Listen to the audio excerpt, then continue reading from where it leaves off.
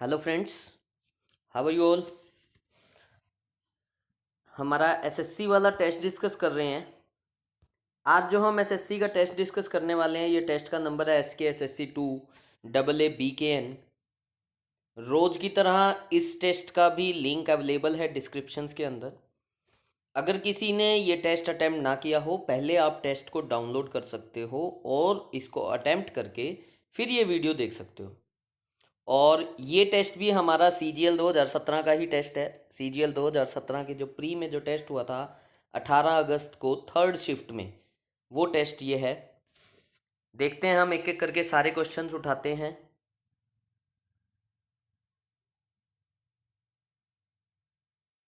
देखो, जो first question है, फर्स्ट क्वेश्चन, पहले दो क्वेश्चन वही रोज की तरह एरर वाले क्वेश्चंस हैं, एरर निकालने हैं।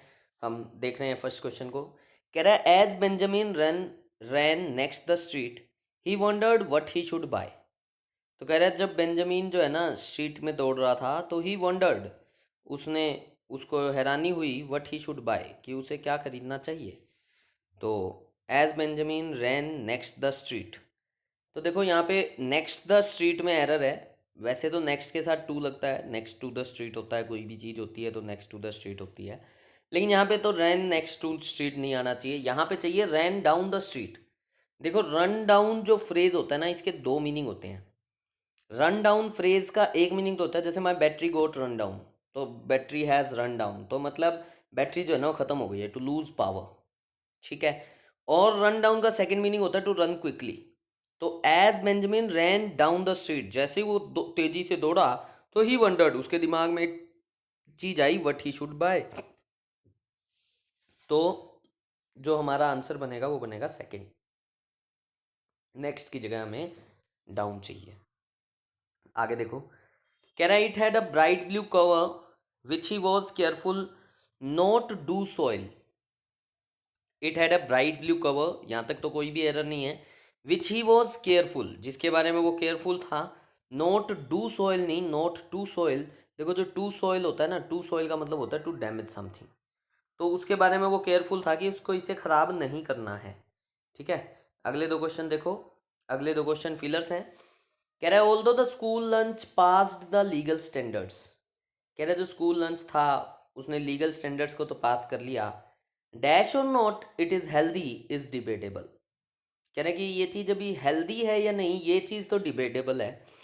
और देखो, जो चीज जो लोग क्लासेस अटेंड करते हैं ना, उन्होंने तो ये क्वेश्चन आंखें मूंद के भी ठीक कर दिया होगा। कई बारी हमने आर्टिकल्स को पढ़ते हुए डिस्कस किया है कि और नोट के साथ पेयर होता है वेदर का। ठीक है ना। देखो, फर्स्ट वाला वेदर है, सेकंड ऑप्शन इफ है। इफ के साथ कभी भी और नहीं आता। ये चीज हमने क्लासेस में बहुत बार डिस्कस की है, तो इफ तो यहाँ पे आ ही नहीं सकता। वेदर फर्स्ट वाला जो है ये तो होता है मौसम वाला, और थर्ड वाला जो वेदर है ये यहाँ पे यूज होगा एज अ कंजंक्शन, वेदर और नॉट। भी क्या ये हेल्दी है या नहीं, ये चीज अभी डिबेटेबल है। ठीक है। तो थर्ड ऑप्शन हमारा राइट आंसर है। अगला क्वेश्चन देख रहे हैं। कह रहा है 17 students were needed for a dash in order to discuss the topics during the student council meeting. कह रहा है 17 स्टूडेंट्स वर नीडेड, 17 स्टूडेंट्स की जरूरत थी, for a dash in order to discuss the topics during the student council meeting. For a decorum, देखो decorum जो word है कई बार क्लासेस में भी सुना होगा, मेंटेन द डेकोरम। तो डेकोरम जो वर्ड होता है ये तो बिहेवियर से रिलेटेड होता है। कह रहा है 17 स्टूडेंट्स की ज़रूरत थी इन ऑर्डर टू, ताकि टॉपिक्स जो हैं स्टूडेंट काउंसिल मीटिंग के वो डिस्कस किए जा सकें। तो फॉर एक कोटा, कोटा हो जाता है लिमिट, साइज, इस सेंस में यूज होता है। क्योरम, क्योरम जो वर्ड है इसका मतलब होता है minimum number of people required to be present at a meeting.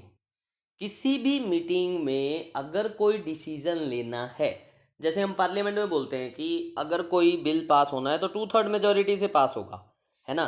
तो 2/3 मेजोरिटी जो हो गई वो हो गई एक क्योरम। ठीक है।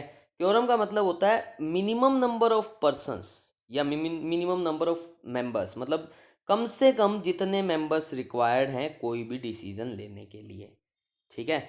तो यहाँ पे भी वही बताना चाह रहा है, कह रहा है 17 स्टूडेंट्स वर नीडिड, 17 स्टूडेंट्स की ज़रूरत थी फॉर ए क्योरम, ताकि एक मतलब वो मिनिमम नंबर बन सके, in order to discuss the topics during the student council meeting, कि स्टूडेंट काउंसिल मीटिंग के अंदर टॉपिक को डिस्कस किया जा सके। तो उसके लिए 17 मेंबर्स की ज़रूरत थी। तो क्योरम जो वर्ड है वही यहाँ पे राइट आंसर बनेगा।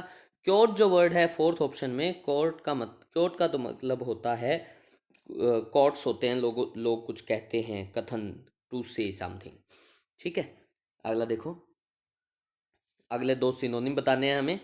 First word is posterior. देखो, मैं जैसे क्लासेस में हम कई बार डिस्कस करते हैं कि रूट वर्ड ना, कई बार क्वेश्चन का मीनिंग ना भी पता हो ना, तब भी हम मीनिंग निकाल सकते हैं।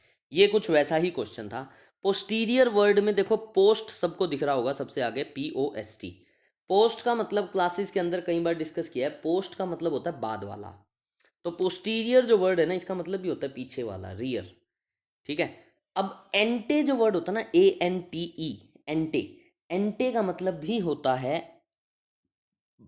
मतलब पहले वाला, बिफोर। ठीक है ना। तो एंटीरियर, एंटीरियर का मतलब होता है अर्लियर। पोस्टीरियर पीछे वाला, रियर वाला, ये हो गया आगे, अर्लियर, जो भी जो चीज़ पहले आई हो, है ना। पोस्ट वाला भी पीछे वाला, ये भी पीछे वाला। एंटी, फिर एंटीसीडेंट आ गया, एंटीसीडेंट भी होता है अर्लियर।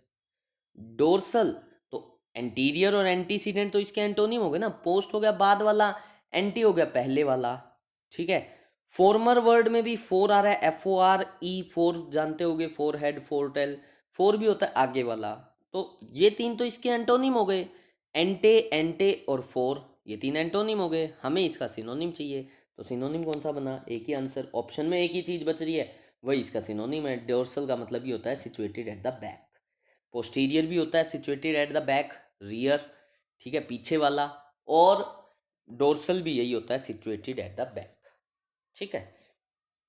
अगला वर्ड है एम्फेसिस।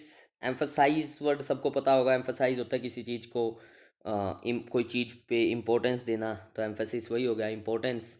इग्नोरेंस तो इसका एंटोनिम हो गया। लिथार्जी जो वर्ड है ये हो जाता है लेजीनेस से रिलेटेड। ट्रिवियलिटी, ट्रिवियल जो वर्ड होता है इसका मतलब ये होता है नॉट इम्पोर्टेंट, और सिग्निफिकेंस हो जाता है एम्फेसिस, इम्पोर्टेंस। ठीक है, अगला देखो। नेक्स्ट वर्ड इज लेम्बेंसी, जिसका हमें एंटोनिम बताना है। लेम्बेंसी जो वर्ड होता है इसका मतलब होता है कोई भी शाइन। ठीक है, लेम्बेंट वर्ड होता है जो शाइन कर रहा हो जेंटली। ठीक है ना, तो लेम्बेंसी हो जाती है शाइनिंग। तो इफल्जेंस जो वर्ड है ना, इफल्जेंस का मतलब भी होता है शाइनिंग। ठीक है, तो ये तो सिनोनिम हो गया। डलनेस, जिसमें कोई शाइन ना हो। गस्टो जो वर्ड होता है ये रिलेटेड टू एंथुसियाज्म होता है। और फॉस्फोरेसेंस ये भी हो जाता है शाइनिंग, ग्लोइंग। ठीक है ना, light coming from a stick, तो उसको बोलते हैं फॉस्फोरेसेंस। तो इफल्जेंस, गस्टो और फॉस्फोरेसेंस ये तो कहीं ना कहीं शाइन से रिलेटेड थे। सेकंड ऑप्शन जो बचता है वही हमारा राइट आंसर है। अगला देखो, टर्गिट। टर्गिट जो वर्ड होता है इसका मतलब होता है, एक मीनिंग तो होता है डल एंड बोरिंग। टर्गिट का एक मीनिंग तो होता है डल एंड बोरिंग, एक मीनिंग होता है स्वोलन, सूजा हुआ। ठीक है, और एक मीनिंग होता है पॉम्पस, बोम्बास्टिक, मतलब जो सेल्फ को इम्पोर्टेंस ज़्यादा दे। ठीक है, ऑप्शंस देखते हैं। फर्स्ट ऑप्शन है ब्लोटेड। ब्लोटेड जो वर्ड है इसका भी कहीं ना कहीं मीनिंग हो जाता है स्वोलन। ठीक है, तो टर्गिट का सिनोनिम हो गया। हम्बल जो वर्ड है ये उस बंदों के लिए यूज़ होता है जो बेचारा, जो मतलब खुद को इम्पोर्टेंस ना दे ज़्यादा। जो हिंदी में एक वर्ड होता है विनम्र, पोलाइट, उसको बोलते हैं हम्बल। ठीक है। पफी जो वर्ड है ये भी हो जाता है स्वोलन। आर्टमिसेंट जो वर्ड है ये भी हो जाता है स्वोलन। तो टारगेट के तो बाकी तीनों सिनोनिम है, humble is the antonym, and that is the right answer. अगला देखो, अगला इडियम है इन बैड टेस्ट। देखो, इन बैड टेस्ट या इन पुअर टेस्ट यूज़ होता है। In bad taste, done in bad taste, this was done in bad taste. ठीक है, या this was done in poor taste. तो इन बैड टेस्ट या इन पुअर टेस्ट का मतलब होता है नॉट अप्रोप्रिएट, नॉट सुटेबल और ऑफेंसिव। ठीक है, जो फर्स्ट ऑप्शन है वही इस क्वेश्चन का राइट आंसर था। जैसे इन बैड टेस्ट यूज होता है वैसे ही इन गुड टेस्ट भी होता है, और इन गुड टेस्ट का मतलब हो जाता है अप्रोप्रिएट। ठीक है, तो हमारा जो आंसर बना वो बना नॉट सुटेबल और ऑफेंसिव। आगे देख रहे हैं, इडियम ही है वंस एंड फॉर ऑल। देखो वंस एंड फॉर ऑल जो वर्ड होता है ना, जैसे जैसे मैं क्लासेस में कहता हूँ कि रीडिंग ही सब कुछ है, तो मैं आज भी वही कहूँ कि once and for all I would say this, that reading is the only solution of getting good marks in English. ठीक है, तो once and for all, once and for all का मतलब होता है परमानेंटली। ठीक है, finally. Once and for all का मतलब होता है कि आज ना, मतलब मेरा किसी से झगड़ा हो गया और मैंने कहा चल यार इसको ख़त्म करते हैं, झगड़े को ख़त्म करते हैं परमानेंटली, उसको गोली मार दी। ठीक है ना, तो गोली मार दी तो झगड़ा जो था वो तो क्या हो गया, वंस एंड फॉर ऑल ख़त्म ही हो गया। ठीक है ना, तो वंस एंड फॉर ऑल का मतलब होता है फाइनली। ठीक है, 4 दिन से आपकी गर्लफ्रेंड से लड़ाई हो रही है, आपने कह दिया भाई बस अब ख़त्म करो इशू को, है ना, तुमने कहीं और सोच लिया, फ्रेंडशिप नहीं ख़त्म करनी। ठीक है, इशू को ख़त्म करना है तो दैट इज़ फाइनली। ठीक है, फर्स्ट ऑप्शन जो है now and for the last time finally, that is the right answer of this question. ठीक है, अगला देखो, ब्रैकेटेड पार्ट को इंप्रूव करना है, सेंटेंस इंप्रूवमेंट का क्वेश्चन है। कह रहा है his shoes to cover with mud. देखो इस सेंटेंस में नो इम्प्रूवमेंट आंसर नहीं हो सकता, ये चीज़ आपको समझ में आ जानी चाहिए, क्योंकि देखो हिज शूज, एक शूज एक सब्जेक्ट हो गया, नाउन हो गया, है ना, हिज एडजेक्टिव है। 2+V1 कभी भी मेन वर्ब नहीं होती, ये चीज़ हमने क्लासेस में बहुत बार सीख ली है। फिर आया विद एक प्रिपोजिशन, और प्रिपोजिशन के बाद आने वाली चीज़ नाउन या प्रोनाउन, तो मड एक नाउन हो गया। तो ultimately his shoes to cover with mud, इस सेंटेंस में कोई भी मेन वर्ब नहीं आई, यानी कि हमें इस सेंटेंस में मेन वर्ब रिक्वायर्ड है। ठीक है, तो यानी कि नो इम्प्रूवमेंट तो हमारा आंसर हो नहीं सकता।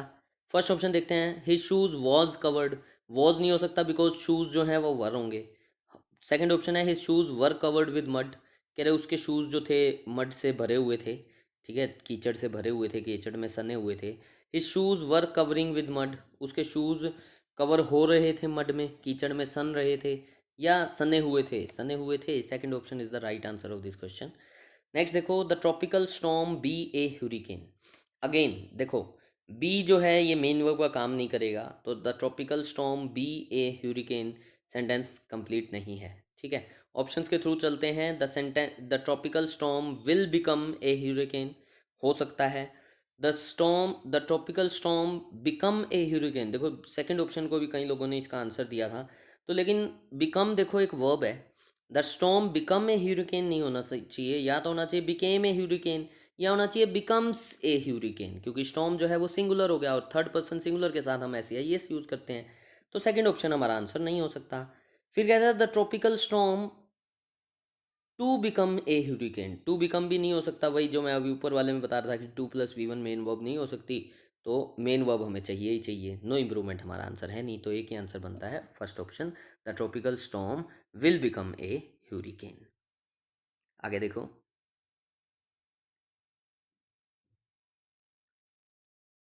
वन वर्ड सब्स्टिट्यूशन है। कह रहा है seeking to harm someone in return for a perceived injury. कह रहा है किसी दूसरे को ना हार्म करने की, मतलब भावना सी होना, बिकॉज आपको ऐसा लगता है कि सामने वाले ने आपके साथ कुछ गलत किया है। ठीक है, ऑप्शंस देखते हैं। देखो फर्स्ट ऑप्शन है एफेबल। एफेबल जो वर्ड होता है इसका तो मतलब होता है फ्रेंडली, वो तो कह रहा है बदला लेना है, फ्रेंडली बदला तो लेने वाली सेंस है ही नहीं। Second option is cordial. Cordial जो वर्ड होता है इसका मतलब भी होता है वार्म एंड फ्रेंडली, है ना, कोर्डियल इनविटेशन देते हैं, तो मतलब ये भी ऑप्शन हमारा आंसर नहीं हो सकता। फोर्थ ऑप्शन देख लो, BEN, शायद याद हो, बैन मानने गुड होता है, बिनाइन का मतलब होता है काइंड, तो ये भी आंसर नहीं हो सकता। वेंचफुल का मीनिंग नहीं भी पता तब भी हम आंसर दे सकते हैं कि यही इस क्वेश्चन का आंसर है। वेंचफुल का मतलब ये होता है जिसमें बदले की भावना भरी हुई हो। कह रहे the state of being in short supply, कह रहे कोई ऐसी चीज़ जो कम हो उसको क्या बोलते हैं। फर्स्ट ऑप्शन है प्लेथोरा। प्लेथोरा तो बहुत ज़्यादा होता है, देखो वर्ड में ही लिख रहा है पहले थोड़ा, तो पहले थोड़ा था अभी बहुत ज़्यादा है। ठीक है, सेकंड ऑप्शन इज मिरियाद। मिरियाद वर्ड को आप कर सकते हो मेरी याद, है ना, मेरी याद बहुत आएगी तुझे, तो दैट इज़ मिरियाद। मिरियाद का मतलब भी होता है something in excess, large number of something. और जो फोर्थ ऑप्शन है प्रोफ्यूजन, इसका मतलब भी होता है to produce something in large amount, large quantity. ठीक है ना, तो प्रोफ्यूजन भी आंसर नहीं है। Third option scarcity is the right answer. Scarcity का मतलब ये होता है किसी चीज़ की कमी होना। ठीक है, आगे हमें करेक्ट स्पेलिंग बतानी है। फर्स्ट 15th जो क्वेश्चन है इसके अंदर स्क्रिप्चर वर्ड की स्पेलिंग बतानी है। स्क्रिप्चर जो वर्ड है इसकी जो राइट स्पेलिंग है वो है थर्ड ऑप्शन में SCRIPTURE, स्क्रिप्चर। स्क्रिप्चर जो वर्ड होता है इसका मतलब होता है होली राइटिंग्स, जो धार्मिक लेख होते हैं मंदिरों में। कई जगहों पे आपने देखा होगा कुछ मंदिर ऐसे होते हैं जिनकी दीवारों पे कुछ कुछ लिखा होता है, तो ऐसे जो लेख होते हैं इन सबको बोला जाता है स्क्रिप्चर्स। ठीक है, अगला क्वेश्चन देखो। एनोयंस वर्ड की राइट स्पेलिंग बतानी है। ANN होता है, डबल एन फोर्थ ऑप्शन में है। Annoyance ANNOYANCE। एनोयंस जो वर्ड है ये इसका मतलब होता है मतलब गुस्सा, ठीक है ना, इरिटेशन। तो एनोयंस जो फोर्थ ऑप्शन है यही इसकी राइट स्पेलिंग है। आगे आ गए PQRS। और PQRS ये वाले जो हैं ये थोड़े से इजी होते हैं। देखो ये इजी इसलिए होते हैं बिकॉज ये तो एक ही सेंटेंस को तोड़ रखा है, तो थोड़ा सा जोड़ना इनको इजी हो जाता है। देखते हैं, देखो। It was a somewhat carried it off as trying ordeal, but we best as we could. It was a somewhat. अच्छा वैसे तो देखो एक्स और जेड में ना आपको एक पेयर मिलना चाहिए, एज एक्स के बाद जेड चाहिए हमें। It was a somewhat carried it off as best as we could. It was a somewhat trying ordeal। Trying ordeal, ordeal जो वर्ड होता है ना, ordeal नहीं कर पाऊंगा मैं इससे। ordeal का मतलब होता है बैड एक्सपीरियंस, और ट्राइंग ordeal हो जाता है मतलब जो आपको बहुत बुरी तरीके से ट्राई कर रही हो आपको, ठीक है ना। तो trying ordeal, it was a somewhat trying ordeal, but we carried it off. Carry off का मतलब होता है handle successfully. Carry off, carry off का मतलब हो जाता है किसी चीज़ को सक्सेसफुली हैंडल करना, डील करना। तो we carried it off as best as we could. हालांकि ये सेंटेंस के अंदर ना एरर है। अब SSC ने दिया है तो दिया है, लेकिन इस सेंटेंस के अंदर एरर है, क्योंकि एज और सो एज के बीच में कभी भी कंपैरेटिव डिग्री नहीं आ सकती या सुपरलेटिव डिग्री नहीं आ सकती, हमेशा पॉजिटिव डिग्री आएगी। तो ये तो सेंटेंस ऐसा होना चाहिए था, it was a somewhat trying ordeal but we carried it off as best we could, ठीक है ना। तो या as good as we could, ठीक है। तो बेस्ट की सेंस नहीं आएगी अगर एज और एज लगेगा, या फिर पीछे वाला एज हट जाना चाहिए। एरर है, लेकिन अब इसमें एरर नहीं निकालना तो हम एरर नहीं निकालेंगे। हमारा जो आंसर बन रहा है वो बन रहा है it was a somewhat trying ordeal। Y पहले आएगा, वाई एक ही ऑप्शन में पहले है, first option, that is the right answer, Y X Z. अगला देखो, कह रहे the considerations which are set forth in are lead us to refer ideas to the brain. देखो फिजियोलॉजीज एंड साइकोलॉजीज, देखो एक चीज़ समझ में आनी चाहिए। एक्स के अंदर ना आवर दिया है। आवर जो है, आवर एक पजेसिव एडजेक्टिव है जिसके बाद हमेशा नाउन आना बहुत ज़रूरी है। तो आवर के बाद हमें हर हाल में एक नाउन चाहिए, और वो नाउन दे रखा है देखो जेड के अंदर, क्योंकि वाई के अंदर तो लीड दे रहा है, लीड एक वर्ब है। तो हमें एक्स के बाद जेड चाहिए। एक्स के बाद देख लो जेड कहाँ पे आ रहा है, एक्स के जस्ट बाद जेड। एक ही ऑप्शन है, first option, that is the right answer. The considerations which lead us to refer lead us to refer ideas to the brain.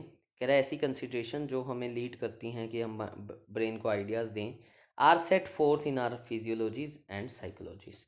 बस सिंपल सी चीज़ थी।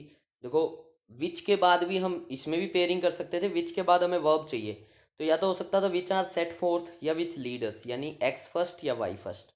एक्स फर्स्ट या वाई फर्स्ट हो सकता था, फोर्थ ऑप्शन तो फर्स्ट हो ही नहीं सकता था। तो और फिर हमने देखा कि आवर आ रहा है एक्स के अंदर, आवर के बाद हमें नाउन चाहिए, जो नाउन मिल रहा है हमें जेड के अंदर। तो एक्स के बाद जेड चाहिए, एक्स के बाद जेड चाहिए, और वाई या एक्स में से फर्स्ट चाहिए। एक्स के जस्ट बाद जेड एक ही ऑप्शन में आ रहा था, first option, that is the right answer. ठीक है ना, आगे देखते हैं। देखो आगे क्या कह रहा है, कह रहा है Omkar generously donated money to orphanage. हमें इसका एक्टिव पैसिव है, पैसिव बनाना है। तो money was generously donated, money was generously donated to the orphanage by Omkar. Donated to the orphanage by Omkar, ठीक लग रहा है तो। अगला ऑप्शन और देख लो, money is generously donated to the orphanage by Omkar. Money is क्यों भाई? ऊपर देखो डोनेटेड लगा है तो वॉज चाहिए, इज़ तो हो ही नहीं सकता। Donating of the money generously was done, ना ना ना ना, ये तो कोई फालतू बकवास लिख रहा है। Donating of the money generously is done by Omkar, नहीं जी, ये भी ऑप्शन नहीं हो सकता। ठीक है, तो जो आंसर जो बना वो बना फर्स्ट ऑप्शन। ठीक है, आगे देखो। हमें नरेशन डायरेक्ट का इनडायरेक्ट बनाना है। कह रहा my grandfather said to the visitor who are you, where do you come from. अच्छा, वैसे ये एक अच्छी चीज़ है, where do you come from. इसका मतलब ये नहीं होता कि तुम कहाँ से आए हो। Where do you come from का एक्चुअल मीनिंग जो होता है तुम कहाँ से बिलोंग करते हो। ठीक है। अच्छा, अब देखो, जब क्वेश्चंस का हम इनडायरेक्ट स्पीच बनाते हैं तो वहाँ पे ये क्वेश्चंस नहीं रह जाते। ठीक है, क्वेश्चंस जो है ना इनडायरेक्ट स्पीच में कभी भी क्वेश्चन नहीं रहेंगे। ठीक है, यानी कि हेल्पिंग वर्ब सब्जेक्ट से पहले नहीं आएगी। ठीक है, ऑप्शंस देखते हैं। फर्स्ट ऑप्शन कह रहा है my grandfather inquire the visitor who are you, where do you come from. तो my grandfather inquire the visitor who are you, देखो हु आर यू नहीं हो सकता। पहली चीज़ तो यू नहीं होना चाहिए, हु ही होना चाहिए, है ना। SUN 1 2 3 का अगर हम रूल लगाएं तो यू नहीं होना चाहिए, यहाँ पे ही होना चाहिए। तो ये ऑप्शन हमारा आंसर नहीं बनता। सेकंड ऑप्शन देखो, my grandfather inquires the visitor who he was and where he came from. तो grandfather inquires the visitor who he was and where he came from. ये ऑप्शन जो है ये हो सकता है, लेकिन इंक्वायर्स इसके अंदर गलत लिखा हुआ है। इंक्वायर्स नहीं होना चाहिए, इट शुड बी इंक्वायर्ड। तो ये ऑप्शन भी हमारा एलिमिनेट हो जाता है। अगला क्वेश्चन देखो, कह रहा है my grand father inquired of the visitor. अच्छा, इंक्वायर ऑफ समवन होता है हमेशा ही इंक्वायर्ड मी नहीं, ही इंक्वायर्ड ऑफ मी। तो inquired of the visitor who he was, अच्छा यहाँ पे ठीक लग रहा है, who he was and where he came from. ठीक है, ये ऑप्शन मुझे ठीक लग रहा है, लेकिन वो अगला ऑप्शन और देख लेते हैं। माई grandfather enquires, again enquires हो नहीं सकता। तो ये ऑप्शन भी देखो, सेकंड और फोर्थ में तो इंक्वायर्स दे रखा है तब एलिमिनेट हो गया। फर्स्ट ऑप्शन में दे रखा है who are you, who are you हो ही नहीं सकता, it should be who he was, है ना। क्वेश्चन है और सेंटेंस में टेंस भी चेंज हो जाता है, तो अगेन ये ऑप्शन जो था ये एलिमिनेट हो जाता है। ठीक है, आगे जो है क्लोज टेस्ट है। क्लोज टेस्ट को पढ़ते हैं, क्या कहना चाह रहा है। जो कह रहा है as one of the most, again cloze test को हमने पहले भी कई बार डिस्कस किया है कि क्लोज टेस्ट को डायरेक्ट हमें नहीं करना होता।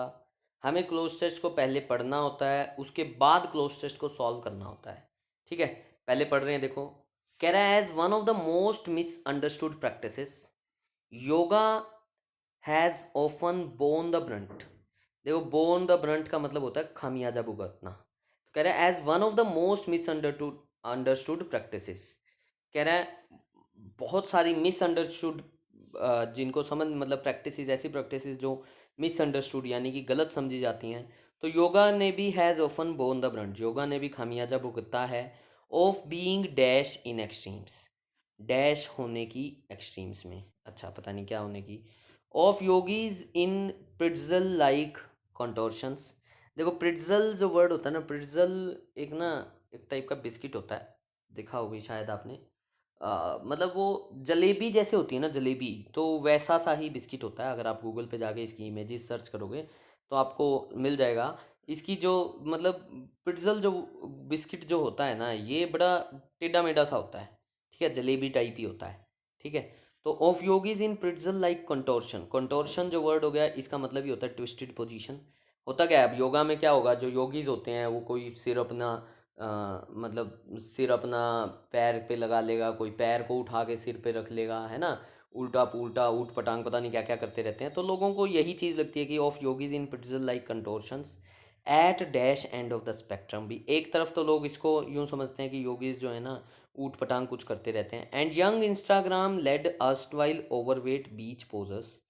और जो यंग इंस्टाग्राम लेड मतलब जो भाई आजकल फेसबुक और इंस्टा सोशल मीडिया की बात कर रहा है। और अर्स्टवाइल ओवरवेट बीच पोजर्स, और या फिर अर्स्टवाइल मतलब पुराने वाले, यंग इंस्टाग्राम लेड मतलब तो आज की जनरेशन, और अर्स्टवाइल, अर्स्टवाइल होता है प्रीवियस, पुराने जो ओवरवेट बीच पोजर्स जो बीच पे जाके पोज देते हैं, डैश द अदर, ठीक है।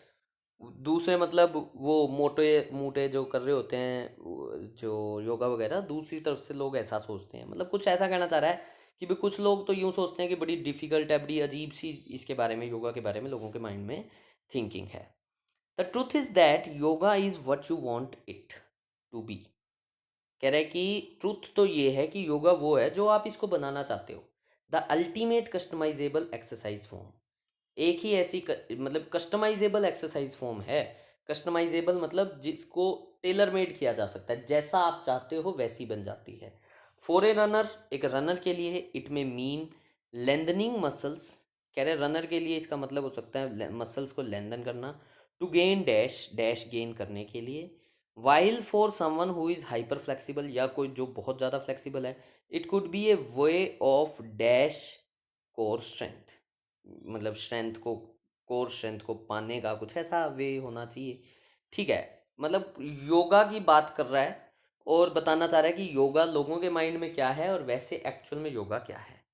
देखो पढ़ते हैं आप क्या कह रहा है। As one of the most misunderstood practices, yoga has often borne the brunt of being dash in extremes, of being see in extreme, of being seen in extremes, of being so in extremes, of being to see in। देखो साफ दिख रहा है, has often borne the brunt of being seen. Being seen होता है ना, देखा जाए, देखा जाता है, इसको देखा गया है। बीइंग सी या बीइंग सॉ, बीइंग के साथ V one plus I N G being आ गया, बीइंग के साथ तो हमें वैसे ही वर्ब की थर्ड फॉर्म चाहिए। साफ दिख रहा था, ये तो क्वेश्चन में कुछ था ही नहीं। मतलब यहाँ तो ऑप्शन थोड़े से मतलब अजीब होते तब समझ में भी आता है, यहाँ तो ऑप्शन बहुत इजी दे दिए, ठीक है। तो being seen in extremes of yogis in pretzel like contortions at dash end of the spectrum, at first end of the spectrum, at one end of the spectrum. देखो अगर आपने ध्यान दिया हो तो pretzel like contortions at dash end of the spectrum and young Instagram led erstwhile overweight beach posers dash the other, at the other, ठीक है ना। तो at one end and at the other, तो एट फर्स्ट एंड नहीं चाहिए, at one end at the other, erstwhile overweight beach posers at the other, ठीक है। फिर कह रहा है the truth is that yoga is what you want it to be, the ultimate customisable exercise form. For a runner it may mean lengthening muscles. कह रहा है runner के लिए इसका मतलब हो सकता है कि वो मसल्स को लेंथन कर रहा है। To gain dash, to gain, to gain what, to gain something, है ना, टू गेन समथिंग चाहिए, यानी कि हमें नाउन चाहिए।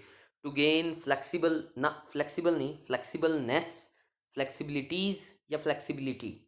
फोर्थ ऑप्शन फ्लेक्सिबिलिटी, फ्लेक्सिबलनेस नहीं चाहिए हमें, फ्लेक्सिबिलिटी चाहिए, ठीक है।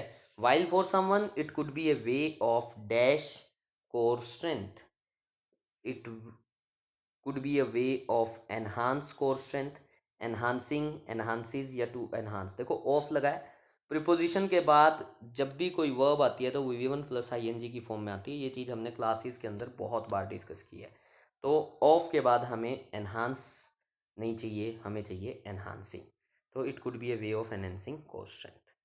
तो अल्टीमेटली देखो थोड़ा सा ना क्लोज टेस्ट पढ़ने में डिफिकल्ट सा लग रहा था, लेकिन अगर हम ऑप्शंस के थ्रू गए तो इसके ऑप्शंस में दम नहीं था, ठीक है।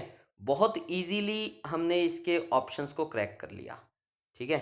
तो देखो घबराना नहीं होता कभी भी, क्लोज टेस्ट को देख के घबराना नहीं होता। हमारा एक तो ना माइंडसेट भी है कि हमारे से क्लोज टेस्ट नहीं होता, क्लोज टेस्ट नहीं होता। मेरे पास स्टूडेंट्स आके कहते हैं सर क्लोज टेस्ट नहीं होता, क्लोज टेस्ट नहीं होता। लेकिन आपको एक चीज़ बताता हूँ कि जब कोई चीज़ हम डेली करते रहते हैं ना, करते रहते हैं, करते रहते हैं, जो चीज़ आपको यूँ लगती है ना कि ये चीज़ मुझसे नहीं होती, उस चीज़ को उतना ही ज़्यादा कर दो। मैं आपको सीरियसली बता रहा हूँ, जितना ज़्यादा आप उस चीज़ को करोगे ना, उतनी ज़्यादा वो आपसे होने लग जाएगी, ठीक है। आपको यूँ लगता है ना मेरे से क्लोज टेस्ट नहीं होता, तो रोज का टारगेट ले लो, रोज ना 3 क्लोज टेस्ट करूंगा मैं। करो 20 दिन तक 3 क्लोज टेस्ट, देखो फिर 20 दिन बाद रिजल्ट। आपको ये लगता है कि मेरे से पीके ओआरएस नहीं बनते, करो रोज 20 क्लोज टेस्ट, टारगेट ले लो बस मेरे को 20 करना है। देखो आज 15 जनवरी, 14 जनवरी हो गई है, मैंने आज से 15 दिन पहले, 10 दिन पहले, 1 जनवरी को भी मैंने आपको ये कहा था कि जिस भी चीज का टारगेट ले लोगे ना वो हो जाएगी। बस टारगेट लेना पड़ेगा, तो टारगेट ले लो। क्लोज टेस्ट नहीं हो रहा, कर दो जी, क्लोज टेस्ट करूंगा मैं तो, करूंगा मैं तो, ऐसे कैसे नहीं होगा? अरे है क्या, क्लोज टेस्ट ही तो है, हमारे से बड़ी चीज थोड़ी है कोई भी। हम जो भी करना चाहेंगे हम वो कर सकते हैं, बस ये दिमाग के अंदर जिस दिन सोच लिया ना, फिर उसके आगे कुछ नहीं बचता। बस दिमाग में बिठा लो, करना है करना है करना है करना है। देखो यही 4-5 सिचुएशन होती है। पहली सिचुएशन होती है मैं मेरे से नहीं होता। दूसरी सिचुएशन होती है मैं नहीं कर सकता। तीसरी सिचुएशन होती है यार मैं करना चाहता हूँ। चौथी होती है कि यार मैं कर सकता हूँ। पांचवी होती है मैं कर लूंगा। और छठी होती है मैंने कर लिया। तो ये छठी स्टेज पे पहुंचना है। पहली स्टेज है कि मेरे से नहीं होता। दूसरी स्टेज आई कि मैं करना चाहता हूँ। तीसरी आई मैं कर सकता हूँ, मैं कर लूंगा। ठीक है, और फाइनल स्टेज आ गई कि मैंने कर लिया। ठीक है, तो क्लोज टेस्ट हो, PQRS हो, कुछ भी हो, इन सारी स्टेजेस को पार करके हमें इस स्टेज पे पहुंचना है, मैंने कर लिया। और जिस दिन हमारी ये स्टेज आ जाएगी कि मैंने कर लिया, हमारा एग्जाम कोई नहीं रोक सकता। और अल्टीमेट हमारा एम एट प्रेजेंट यही है कि हमें कोई भी एग्ज़ाम क्रैक करना है, जिस भी एग्ज़ाम की हम प्रिपरेशन कर रहे हैं, ताकि हम सबके सामने खड़े होके ये बता सकें कि yes I have done it. ठीक है, तो बस जुट जाओ, जुटे रहो, कोई नहीं रोक सकता। ठीक है ना? तो आज के लिए थैंक यू फ्रेंड्स।